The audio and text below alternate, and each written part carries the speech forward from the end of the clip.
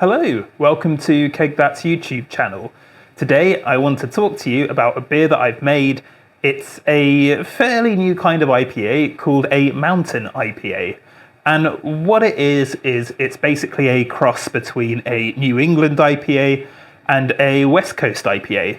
And it's supposed to try and get the best from both styles. So as I say, it's fairly new. I mean, there isn't a BJCP style guideline for this, but there's a few commercial examples out there. I mean, there aren't even that many commercial examples out there. So why not just make your own? I actually came up with this idea before hearing that it was already a style. And so I wanted to take the bits that I really like from a West Coast IPA, which is the citrus flavors, the sort of crisp bitterness it has. But I also wanted to take the sort of more tropical flavors of a New England IPA. I really like the cloudy look of it, and also more of the pillowy mouthfeel. Although I think trying to get a crisp bitterness and a pillowy mouthfeel in one beer might be a bit challenging, but we'll see how it comes out. So I've got a link below for the full recipe, and you can buy the whole recipe kit as well. But what it is it's mostly Marisotta. There is some wheat, there's some Caragold, and there is some torrefied oats. And Marisotta is going to be the base malt, pale malt, and it's going to give it a nice like biscuity flavour, and is very common in West Coast IPAs, also very common in East Coast IPAs. The other malts are more to give the beer some body. It's to give it a bit of haze. So torrefied oats will that'll help with the kind of pillowy mouthfeel. For the hops, very, very simple hop schedule, bittered with 25 grams of Magnum. This is a 25-litre batch. And also threw in at flame out 50 grams of Cascade.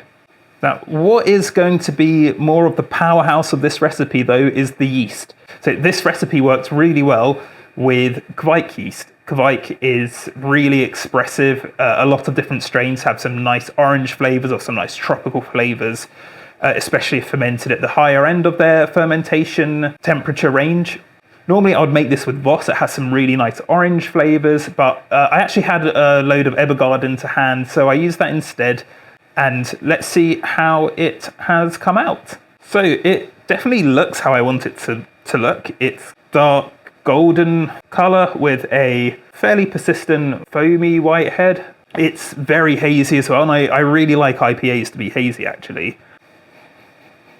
The aroma is... So it's got huge orange flavors, sort of orange pith orange, like the fleshy orange bit, the orange skin, like if you scratch an orange skin, it kind of tastes like that. Those are the dominating aromas, and they are very strong as well. Got a bit of lemon and a bit of, quite a bit of citrus flavor there. I'm not getting so many on the tropical side, maybe a bit of tropical in terms of like passion fruit or something like that, but it's quite subtle in the aroma. Again, the flavour is very similar to the aroma in terms of it's got these big orange flavours. It's got a long finish which has that sort of citrus crisp bitterness to it.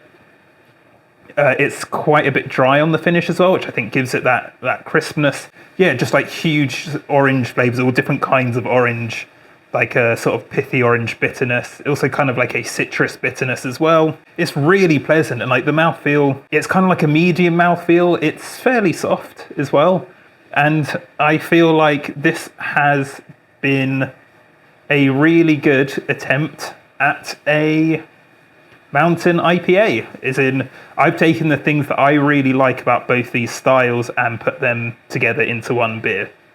If you've made this style before, or you've got a really good recipe you want to share, please do comment below. But if you've got any questions as well about this, please do comment below. And if you found this video useful, please do like and subscribe. Cheers.